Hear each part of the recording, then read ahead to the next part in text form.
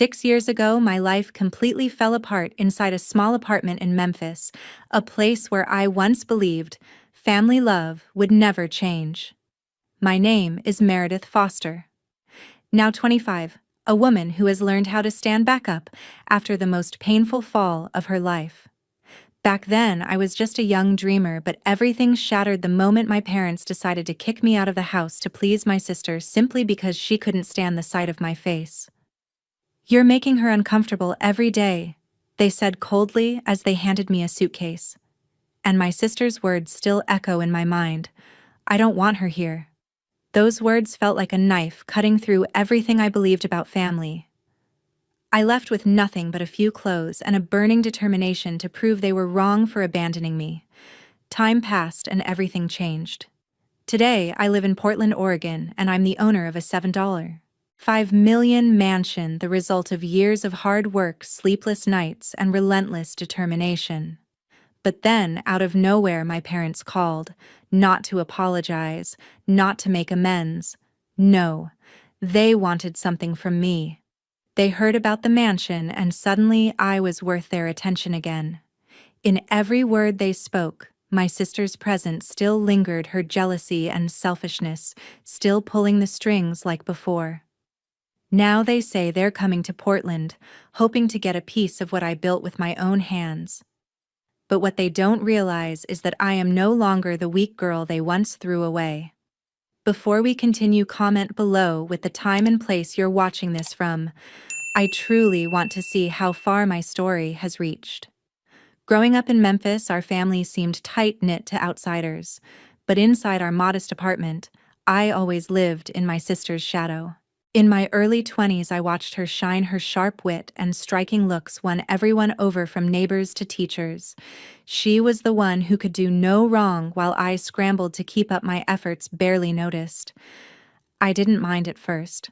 I looked up to her, hoping one day we'd be equals. Then everything changed. My sister, in her mid-20s, rushed into a marriage that crumbled in less than 5 months. She came back to our parents' place, her suitcase slamming the floor like a declaration of defeat. The air in our home shifted. She wasn't the same person who left for her honeymoon with stars in her eyes. Instead, she snapped at me over the smallest things: my dishes in the sink, my laugh during dinner, even the way I walked through the living room. "You're always in the way," she'd say, her voice sharp enough to cut. I brushed it off, thinking she just needed time to heal. But Tracy, that's what I started calling her after her return, didn't stop. She'd corner my dad and mom at the kitchen table, whispering complaints about how my presence made the house feel tense. I'd overhear her voice, low and insistent, painting me as the problem. One night, she pointed at me during dinner and said, "Why does she have to be here all the time?" My stomach dropped. I looked to my dad and mom for support, but their silence stung worse than her words. They nodded along, their eyes avoiding mine as if I'd become invisible. It wasn't just one moment. Tracy's attacks grew relentless. She'd roll her eyes when I spoke, dismiss my ideas, and mock my attempts to contribute to family discussions. Once I suggested we plan a weekend outing to ease the tension. Tracy scoffed. "Nobody wants your plans." My dad muttered something about keeping the peace while my mom busied herself with dishes, pretending not to hear. I felt like a guest in my own home, my voice shrinking with every jab. Their favoritism was suffocating. My dad would praise Tracy's old high school trophies, dusting them off like relics, while my recent college grades went unnoticed. My mom would spend hours listening to Tracy vent about her ex-husband, but when I tried to share my day, she'd cut me off with, "Not now." I started eating meals alone in my room, hoping to avoid the crossfire. But Tracy's complaints followed me. "She's always sulking." She told them one evening, loud enough for me to hear through the thin walls. I clenched my fists, wondering why they couldn't see how she twisted everything. I tried to keep the family together. I'd offer to help with chores, stay quiet during arguments, even bite my tongue when Tracy snapped at me in front of guests. But nothing worked. The distance between us grew like a crack in the foundation of our home. I'd lie awake at night replaying her words, feeling the weight of their indifference. I didn't know it then, but those moments were building to something bigger, something that would change my life forever. When I was in my early 20s, my world turned upside down. I'd been working late nights on a tech app idea, a scheduling tool for small businesses that I poured my heart into. Excited, I shared it with my family one evening at dinner, hoping for feedback. I laid out my sketches explaining how it could streamline bookings and payments. My dad nodded vaguely. My mom smiled, but Tracy just leaned back in her chair, arms crossed, her eyes narrowing. I didn't think much of it then, assuming she was just in another one of her moods. Days later, I stumbled across a post in an online business group. My app idea, the exact features, the same workflow was being pitched as someone else's creation. The poster Tracy. She'd taken my notes, my words, and claimed them as her own, boasting about her innovative project to strangers on the internet. My blood boiled. I confronted her that night in the living room, holding my phone up with the evidence. "This is mine, Tracy," I said, my voice shaking. "You stole it. Stop this now." She didn't even blink. "You're just jealous." She snapped, her lips curling into a smirk. "You've always been jealous of me." I stood there stunned, waiting for my dad or mom to say something. They didn't. My mom looked away, fussing with a napkin, while my dad muttered, "Let's not make a scene." Tracy didn't stop there. She escalated, turning every conversation into a chance to tear me down. "Her presence is dragging us all down," she told my parents one evening, her voice loud enough to carry through the apartment. "I can't stand seeing her face every day. It makes me uncomfortable." I tried to defend myself, explaining how I'd worked for months on that app, how it was my dream. But Tracy cut me off, rolling her eyes. "Nobody cares about your little project," she said. My parents sat silently, their faces blank, as if I hadn't spoken. I felt my chest tighten, the weight of their dismissal crushing me. It got worse. Tracy started pushing for me to leave. One night, she cornered my dad and mom in the kitchen, her voice low but sharp. "She's causing too much tension," she said. "If she stays, I can't handle it." I overheard from the hallway, my heart pounding. I waited for my parents to push back, to tell her she was being unfair. Instead, my mom sighed and said, "We just want peace." My dad nodded, avoiding my gaze when I stepped into the room. I pleaded with them, my voice breaking. "This is my home too," I said. "Why are you letting her do this?" Tracy smirked again, folding her arms like she'd already won. The final blow came a week later. My dad called me into the living room, his tone flat. "You need to leave," he said, handing me a suitcase. "It's for the best." My mom stood beside him, her eyes fixed on the floor. "We can't keep fighting like this," she added. Tracy stood in the corner, watching, her expression smug. They gave me no choice. No discussion, just a few bags for my clothes, and a deadline to be out by morning. I begged them to reconsider, my voice cracking as I asked why they believed her over me. They didn't answer. The silence was louder than any words. I packed what I could, my hands shaking as I stuffed shirts and notebooks into bags. The app idea, my months of work, felt like ashes now stolen and twisted by Tracy. As I walked out the door, I turned back one last time, hoping for a flicker of regret in their eyes. There was none. Betrayal burned through me, but so did a spark of defiance. I wasn't going to let them break me. I'd show them what I was capable of, no matter how long it took. With just a backpack, I left Memphis and never looked back. Those first days were a blur of pain and uncertainty. I landed at my best friend Heather Gray's apartment in Memphis, crashing on her couch with my few belongings. Heather sat with me through sleepless nights, listening as I poured out my hurt over my family's betrayal.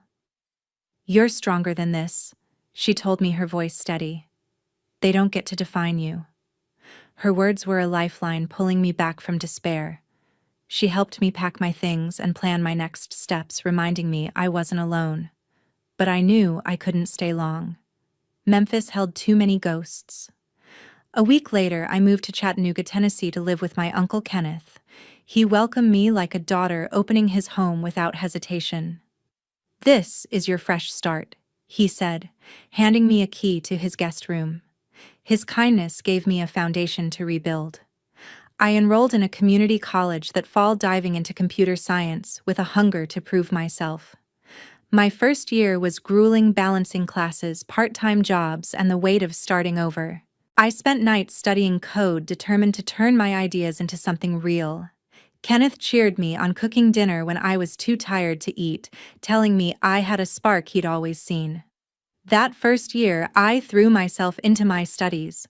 I aced my programming courses, earning praise from professors who saw my drive.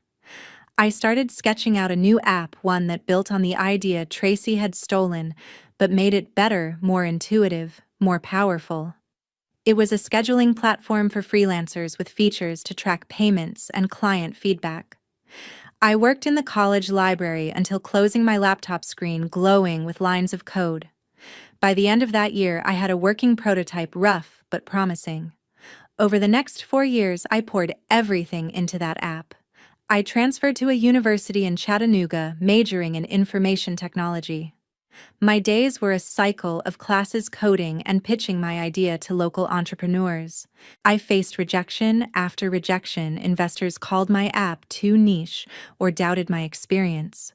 But I kept refining it, adding features like automated reminders and secure payment integration. Kenneth was my rock, reading my pitch decks and offering advice. "Keep going," he'd say, when I doubted myself. Slowly, my hard work paid off. A small investor took a chance on me in my third year, giving me enough to hire a developer and launch a beta version. Users loved it and word spread. By the 5th year, my app was gaining traction.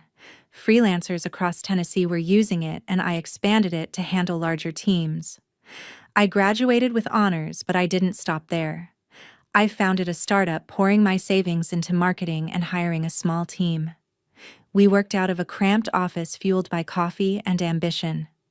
The app's user base grew to thousands, then tens of thousands. Revenue climbed, and I secured a major investor who saw its potential. By the 6th year, my company was thriving, generating enough to make a bold move. I bought a $7.5 million mansion in Portland, Oregon, a sleek, modern home that felt like a dream. It was proof of everything I'd built from nothing. News of my success didn't stay quiet. My Aunt Cheryl, who'd always been kind but distant, heard about my mansion through a mutual friend in Memphis. She called me one evening, her voice warm with pride. "You did this on your own?" she said, marveling.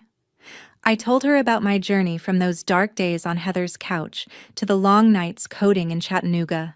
Cheryl promised to visit, but I could tell she'd share the news with my family. I didn't mind. Let them know what I'd achieved without them. I'd turn my pain into power, and no one could take that away.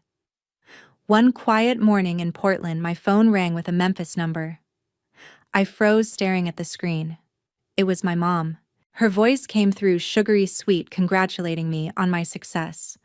"We heard about your mansion," she said, her tone almost too warm. $7.5 million, that's incredible." I waited, sensing the catch. Sure enough, she pivoted. "You know, family tradition means we share everything. That house should be for all of us." My jaw tightened. Share. After they'd thrown me out, I took a deep breath and said, "Mom, I built this on my own. You don't get to claim it now." Her pause was heavy. Then she mumbled something about family unity and hung up. I sat there, her words echoing, stirring up old wounds from Memphis. I wasn't surprised when an email from my dad popped up the next day. His words were formal, almost demanding. "We're coming to Portland," he wrote. "We need to discuss this in person. It's only right." I read it twice, my pulse racing. Discuss. They hadn't spoken to me in years, not since they handed me a suitcase and told me to leave. Now they wanted a piece of my life, because I'd made something of myself.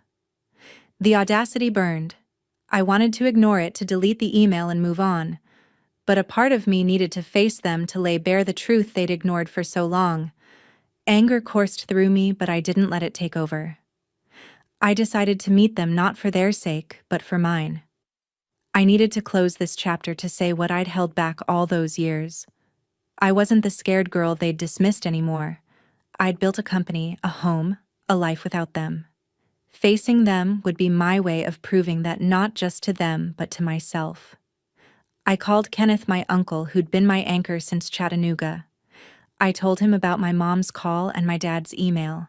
He listened quietly, then said, "You've earned every bit of this. Don't let them take an inch." His words steadied me. He reminded me how I'd started with nothing, how I'd clawed my way up through late nights and setbacks. "Stand your ground," he urged. "You owe them nothing." I nodded, even though he couldn't see me. Kenneth's faith in me was like armor, giving me the strength to prepare for what was coming. I knew Tracy would be there too.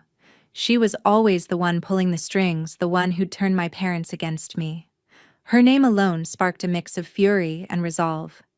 I could picture her walking into my mansion, her eyes scanning for something to claim, just like she'd claimed my app idea years ago.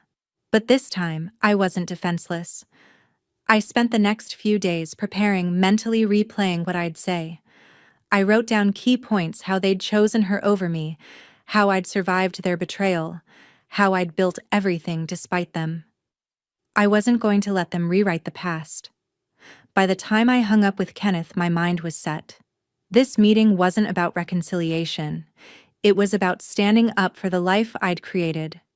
I didn't know exactly what they'd say or how they'd try to justify themselves, but I was ready. They'd see the woman I'd become, and they'd learn they had no place in my world anymore.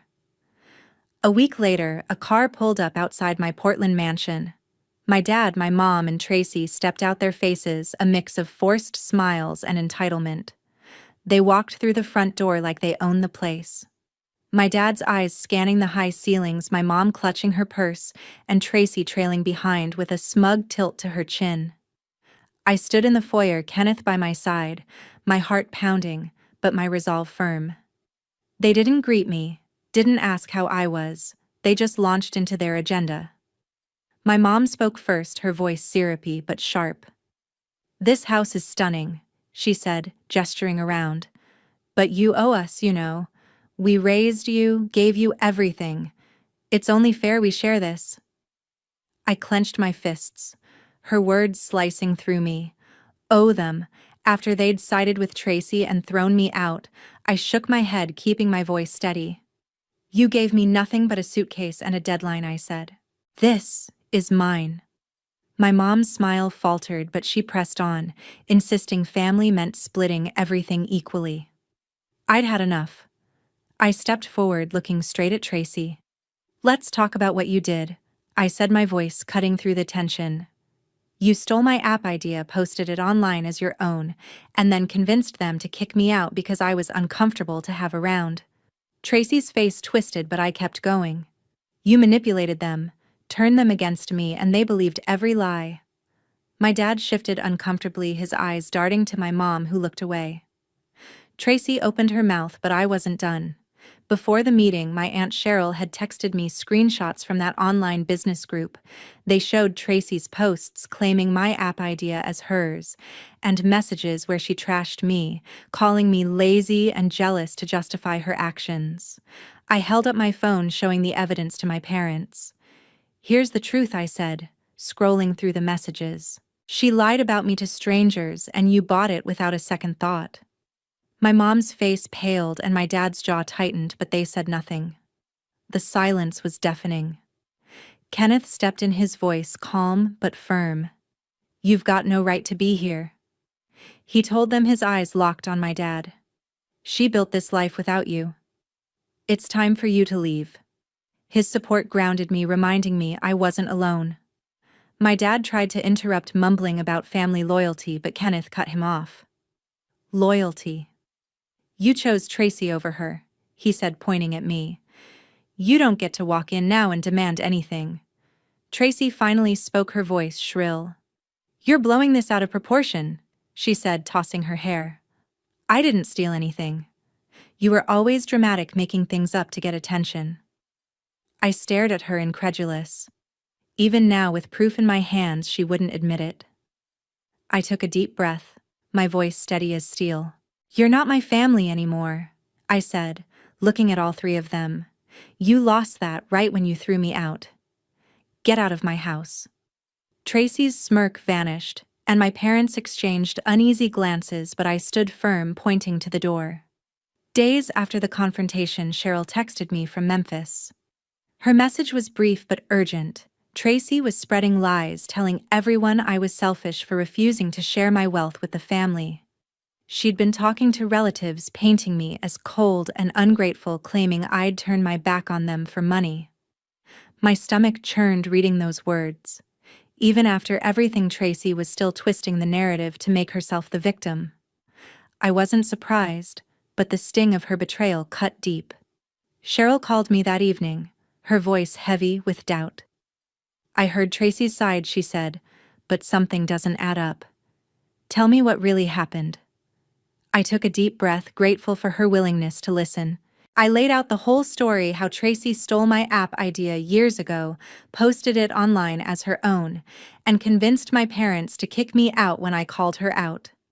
I told Cheryl about the years of favoritism, how my mom and dad always took Tracy's side, and how they'd dismissed me without a second thought.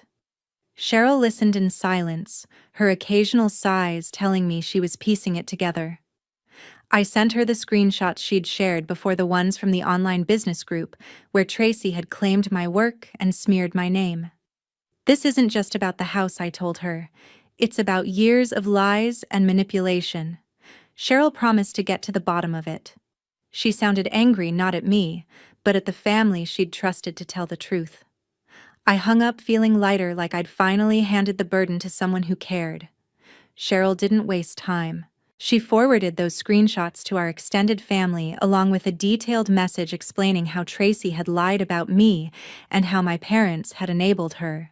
She included Tracy's old posts where she'd called me lazy and jealous to justify stealing my idea.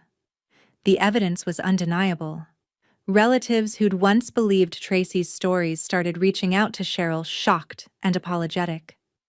They shared her message, and soon the truth was circulating, exposing Tracy's deceit and my parents' complicity.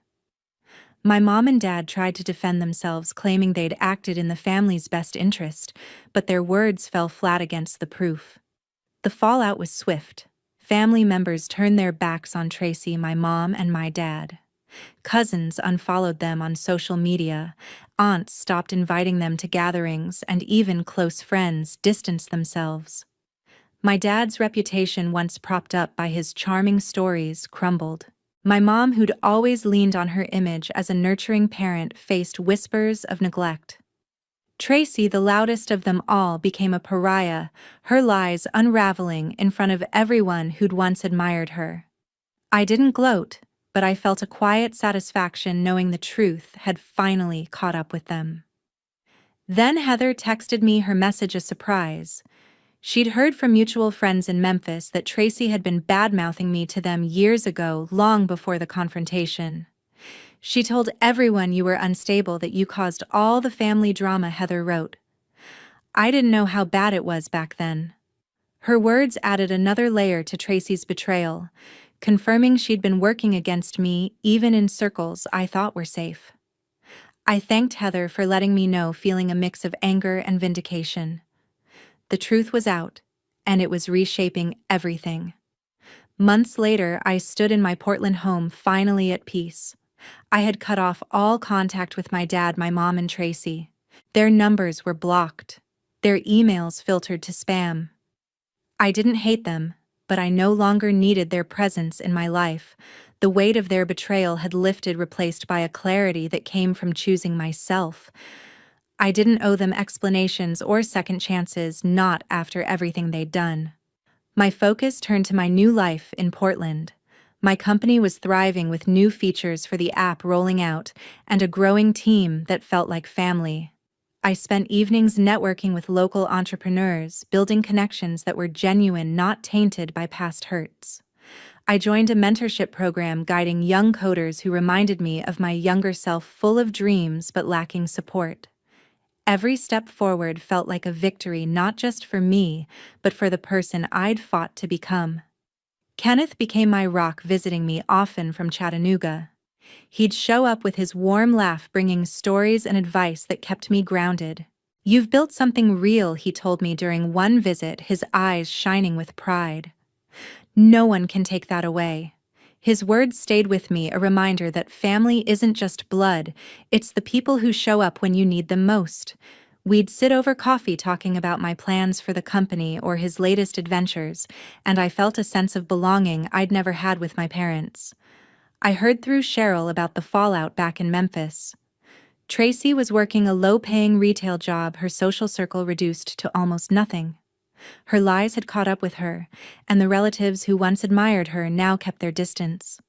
My mom and dad, struggling with debts they'd hidden for years, sold their house to stay afloat. They moved to a small apartment, living quietly, their reputations tarnished by the truth Cheryl had shared. I didn't wish them harm, but I felt no guilt either. Their choices had led them there, just as mine had led me to Portland. Looking back, I learned that self-respect and resilience matter more than blood ties. Family isn't defined by who shares your name, it's the people who respect you, who lift you up, instead of tearing you down.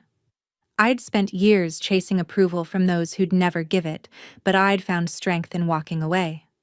Kenneth, Cheryl, and the friends I'd made in Portland were my true family, the ones who saw my worth when others didn't. That lesson shaped everything: how I ran my company, how I chose my relationships, how I lived my life. To everyone listening to my story, thank you for being here. I've shared this not just to recount what happened, but to show that you can rise above betrayal and build something extraordinary. What do you think about my journey? Have you faced similar challenges or found your own strength in tough times? Share your thoughts below. I'd love to hear them. Your stories matter, and they might just inspire someone else.